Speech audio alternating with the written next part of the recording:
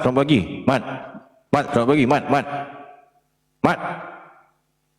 Mat, selamat pagi, Mat. Okey, silakan host. Silakan. Lanjut. Ya, Ya. iya, betul. Pertanyaannya tadi Pak Pendeta begini, Ya. kenapa di Kristen ini cuman adanya di Kristen yang dinamakan perempuan persundal, kenapa cuman adanya di Kristen, adanya anak-anak persundal, anak-anak alonte? Pak Pendeta, silakan jawab Pak Pendeta. Baik. Jadi ini kita harus menjawab dengan data ya. Nanti kita dikatakan framing dan menghujat dan sebagainya, nggak enak juga didengar ya. Ini harus difahami ya. Di Kristen itu memang perempuan Kristen itu memang harus wajib menjadi pesundal. Cuma ini memang berperintah di Bible. Itu sebab Kristen semuanya anak-anak pesundal, nah kan? Mau perempuan mana? Mama kalian ya Kristen ya, ibu kalian, nenek kalian, adik-beradik perempuan kalian, kakak kalian, siapapun, semuanya pesundal. Sebab memang perintah di Bible harus jadi pesundal. Ini mungkin kalian akan kaget, akan tercengang-cengang, tapi ini kan pelajaran yang bagus untuk kalian Kristen-Kristen supaya kalian lebih memahami Bible. Mungkin kepada jemaat-jemaat yang berada di gereja, maksudku ya. Jangan kalian dibohongin, ditipu oleh pendeta yang berada di gereja. Jangan, ya. Harus kalian perhatikan, teliti, fokus dengan pembacaan Bible. Ya, belajarlah. Yang paling penting harus membaca Bible dengan benar. Sebab di Bible dikatakan syarat untuk masuk syurganya Kristen harus jadi pesundal. Itu sebab aku bilang, kalau kan Kristen kan daripada keturunan penjajah kan.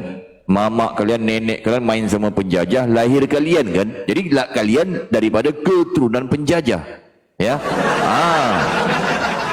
Kalau kalian membaca data ini, data di Bimbel kalian ini, di mana di Matius 21 titik bertindih 1 dikurang Matius 21 titik bertindih 31. Perhatikan data ini. Siap-siap pegangan. Mungkin ini akan membuatkan kalian kaget, tercengang-cengang, terbelalak-lalak pasti. Tapi walau bagaimanapun harus aku menyampaikan kepada kalian, ini data yang ada di Bimbel kalian, ya. Perhatikan. Siap-siap pegangan. Pegangan ya. Nah, nih. Aduh, bentar. Jadi ini penting ya, penting untuk aku sampaikan kepada kalian. Sebab kan kalian kan nggak pernah baca Bimbelnya, kan? Jadi akulah yang menyampaikan, membacakan kepada kalian Kristen. Nah, siap-siap pegangan. Mungkin akan membuatkan kalian tercengang-cengang, terkaget-kaget. Tapi walau bagaimanapun harus aku menyampaikan. Nah, nih, perhatikan. Datanya di Matius 21, titik bertindih 31. Di sini dikatakan Yesus mengatakan, nih, kalian harus jadi pemungut hutang dan perempuan sundal. Laki-laki jadi pemungut hutang untuk masuk syurga cepat duluan gitu. Berarti di syurga kalian banyak pesundal. Itu sebab nenek kalian, mama kalian anak-anak pesundal Kristen semuanya. Ya. Apa dikatakan di sini? Perhatikan. Ini yang ngomong ni si Yesus yang ngomong, si Yesus ya.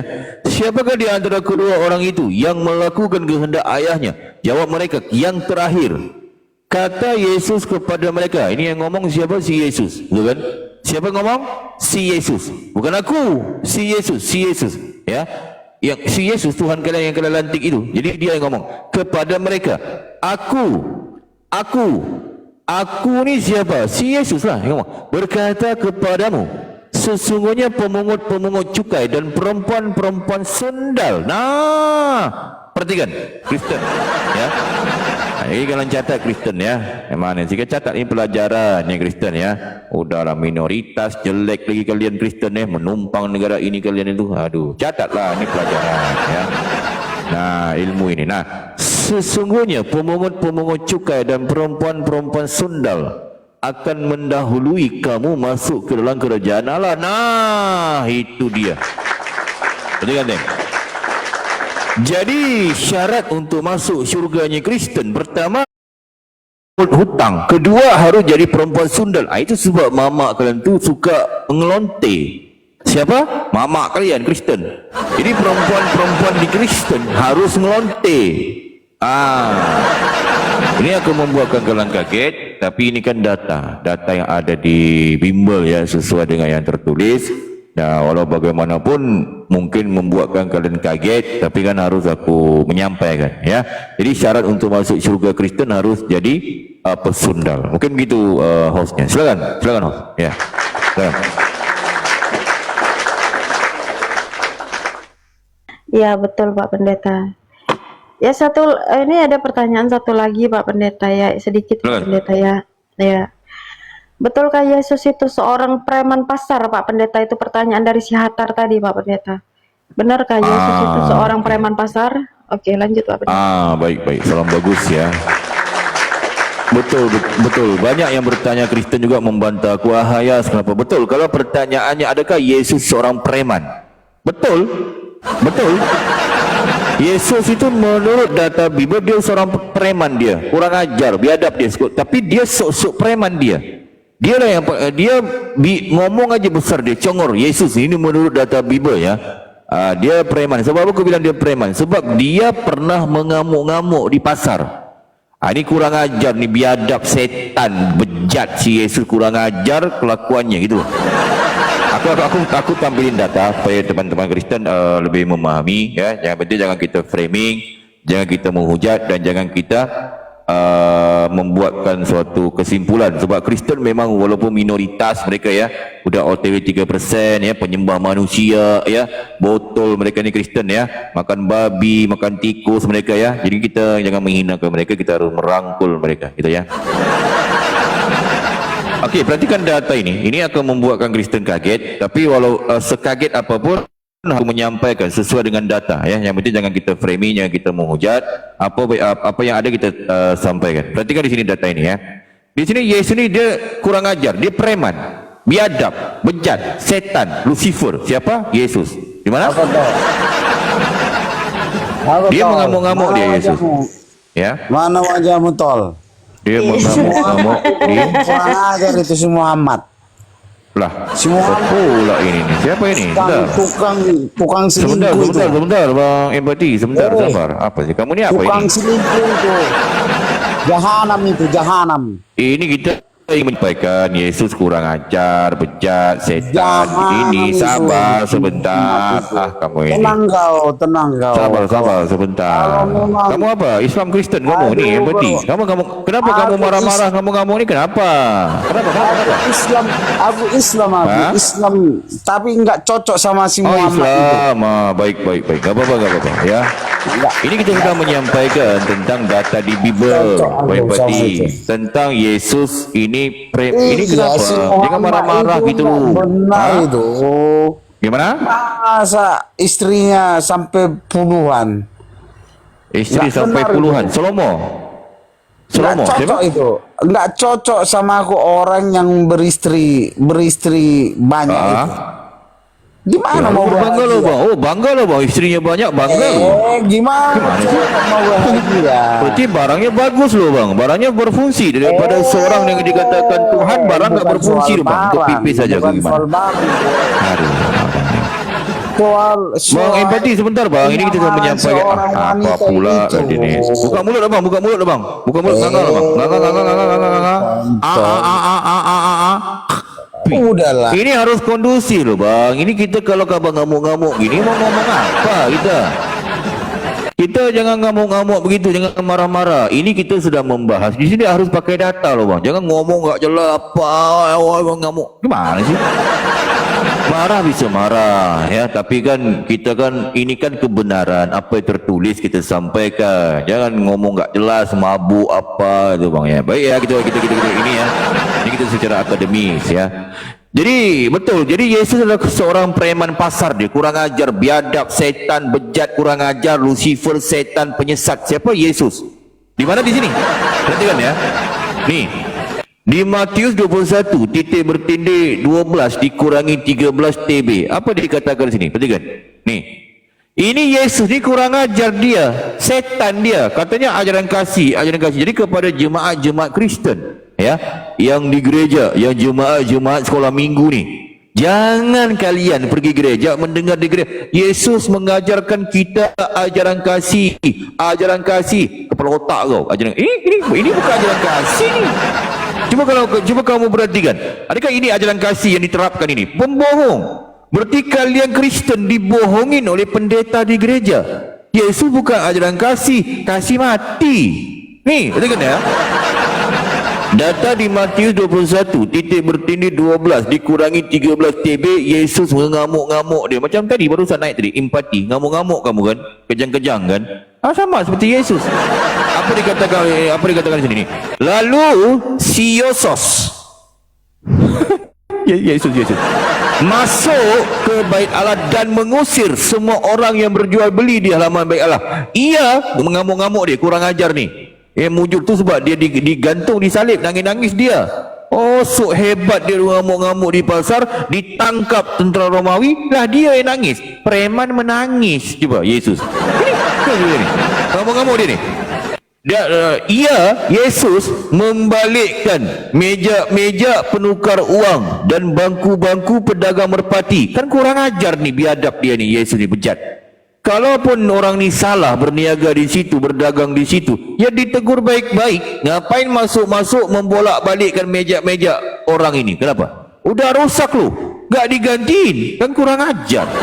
Coba, biadab gak si Yesus bejat ni? Biadab gak dia? Biadab lah. Jadi jangan lagi kalau mengatakan Kristen, Yesus mengajarkan ajaran kasih. Dia bukan mengajarkan ajaran kasih, dia mengajarkan bikin huru-hara aja si Yesus bejat ini. Itu ya. Ini harus kalian memahami sedikit data Bible. Jangan kalau ngomong aku enggak benar enggak, ini aku membacakan data yang ada di Bible ya. Dia membolak-balikkan ngamuk-ngamuk di pasar. Jadi wajar dia digelar preman pasar. Nah, di mana lagi datanya Yesus itu dikatakan preman, sok hebat dia. Dia yang berbicara sendiri, si Yesus ini. Dia mengatakan apa? Datanya ini, perhatikan ni. Siap-siap Ten. Mungkin kalau akan kaget dengan data ini, tapi walau bagaimanapun aku harus menyampaikan sebab ini tertulis ya, tertulis. Nah, kenapa aku bilang mengatakan si Yesus ni ketua preman? Sebab dia pernah berbicara begini. Kalian perhatikan data ini. Buka-buka Biblenya. Mungkin kalian baru baca ataupun kaget ataupun tercengang-cengang, tapi walau bagaimanapun harus aku menyampaikan. Perhatikan. Apa kata-kata si Yesus yang kalian lantik jadi Tuhan ini? Perhatikan. Sok preman dia, sok hebat dia. Matius 10 titik bertindih 34 TB. Sok hebat Yesus ini. Dia ni Tuhan kalian ini. Akhirnya dia ditangkap, menangis di kayu salib. Eli, Eli, lama sekali. Nangis, aing. Nangis Tuhan kalian. Coba. Aduh, sakitnya hati aku dengar kata-kata Yesus. Kalau udah nangis ujung-ujungnya pakai aing macam anjing kesakitan. Lah memang Yesus anak anjing. Itu kan ada tertulis di Bible. Mana sih? Itu ada, jangan menghujat, yang penting ada tertulis ya. Nah, sebab sesuai dengan tertulis, aku hanya membacakan aja yang tertulis di Bible. Nah, perhatikan di sini. Di sini Yesus sok hebat dia. Sok hebat gimana? Perhatikan, apa katanya? Ini aku ingin meluruskan juga kepada Kristen-Kristen yang sekolah minggu, yang pergi gereja, jemaat-jemaat yang biasa awam ini. Jangan kalian dibohongin oleh pendeta yang berada di gereja sana. Pendeta mengatakan apa? Yesus Raja Damai. Yesus Raja Damai. Benar kan? Mengambil di Yesaya 96, akan telah lahir, dia akan disebut Allah yang perkasa, Bapa yang kekal, Raja Damai. Bohong. Gak ada itu. Jangan percaya kepada pendetanya. Ya, pendeta berbohong. Kalian Kristen kalau mengatakan Yesus Raja Damai, berarti kalian enggak baca Bible. Kalau kalian membaca Bible, apa kata-kata si Yesus Tuhan kalian yang bejat, setan, pekima itu? Perhatikan ya. Apa kata-katanya? Nih. Jangan kamu menyangka. Ini kata-kata si Yesus itu. Bahwa aku Yesus datang untuk membawa damai di atas bumi, katanya. Bukan bawa damai dia. Si Yesus itu dia enggak bawa damai. Aku datang, si Yesus datang bukan untuk membawa damai. Jadi jangan kalian ngomong si Yesus Raja Damai, Raja Damai. Bohong. Enggak ada itu. Ya. Ini ngomong, oh Yesus itu Raja Damai, dia itu Juru Selamat kami, dia pendamai, dia Raja Damai, dia mendamaikan kami dengan Tuhan. Otak kau bodoh, mendamaikan dengan iblis ya mungkin, kan? Jadi jangan kalau ngomong dia Raja Damai lagi, bohong itu. Jadi dia datang bukan membawa damai. Jadi kalau datang bukan membawa damai apa? Dia membawa huru hara lah. Jadi Yesus bukan Raja Damai, dia Raja Huru Hara. Itu. Faham ya? Nah, jadi Yesus dia datang bukan untuk membawa damai, melainkan pedang.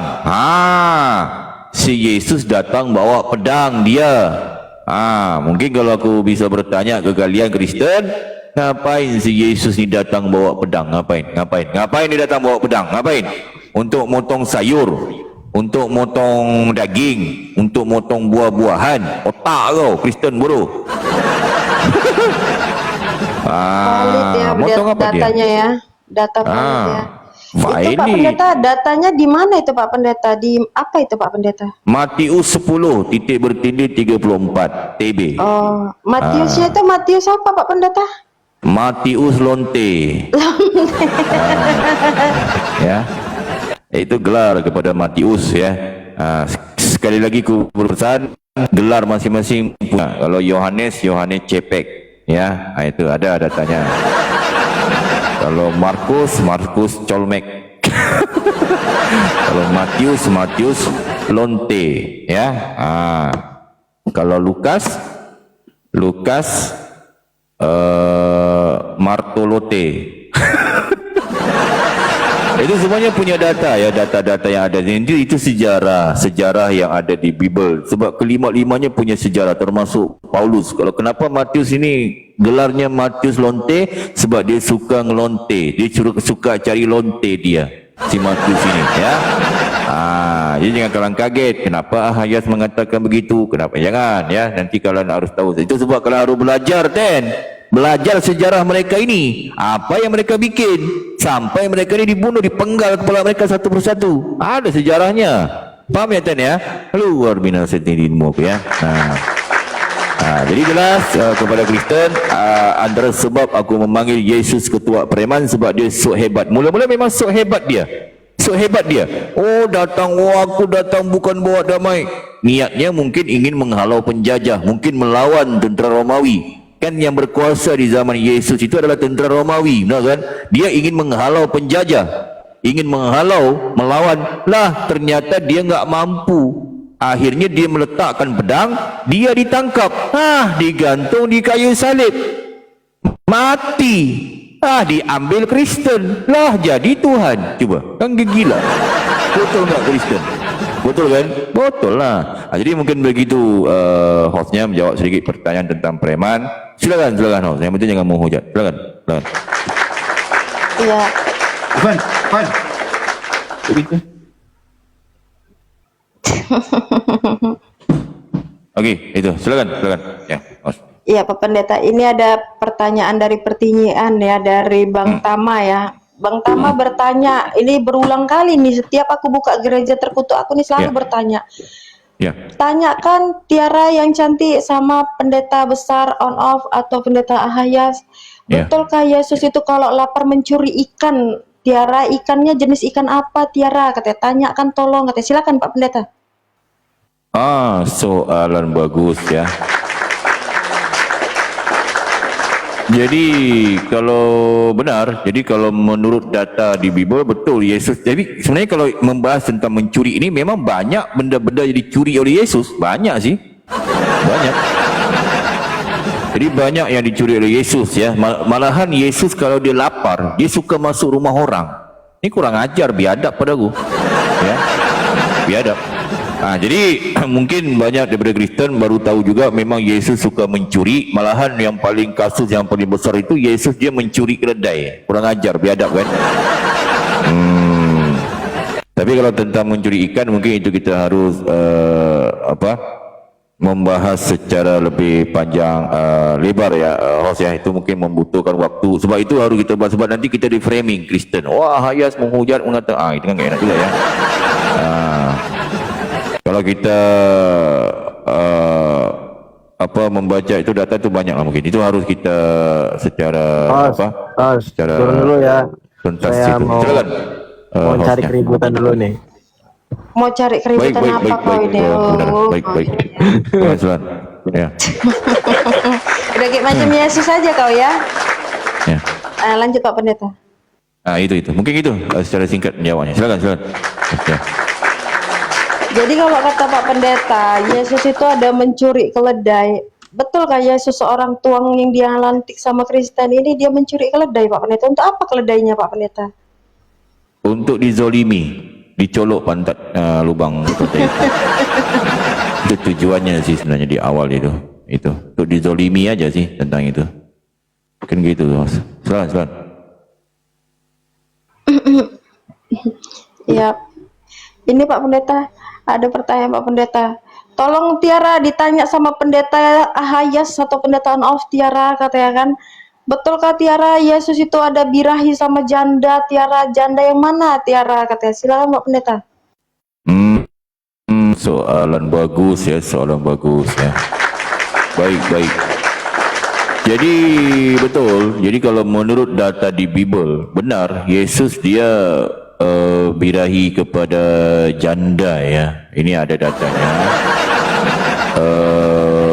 Mungkin banyak Kristen sebelum ini marah juga kepada aku. Banyak yang marah. Padahal aku udah jelasin banyak kali juga sih tentang itu. Mungkin banyak Kristen nggak catat ataupun apa. Aku nggak paham juga ya. Itu sebab aku berpesan kepada seluruh Kristen ya. Ketika aku menjelaskan, kalian harus mencatatlah apa yang aku sampaikan. Contoh tentang Yesus birahi kepada janda ataupun Yesus mengejar janda.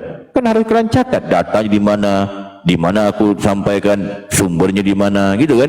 Jangan kalian Kristen ketika aku menyampaikan, ya, kalian nggak catat, ya, nggak paham. Itu nanti nanya lagi, Ahayas, kamu menghujat tuh, otak kau lah menghujat. Kapan pula aku menghujat? Mana sih? Jadi di Bible itu ada satu data. Aku jelaskan secara akademis ya, host ya. Ini penting untuk kepada Kristen lebih memahami ya. Pelan-pelan aja lah aku jelaskan supaya lebih paham ya. Okey, perhatikan data di Bible ya. Ada satu perintah daripada si Yesus bejat setan kurang ajar ini ya. Dia memerintahkan untuk pendaftaran ya. Janda harus didaftarkan. Cuma agak lain Yesus ini. Dia agak lain dia ya. Dia agak lain. Yesus ini dia perintahnya itu agak lain. Coba kalian perhatikan data ini ya.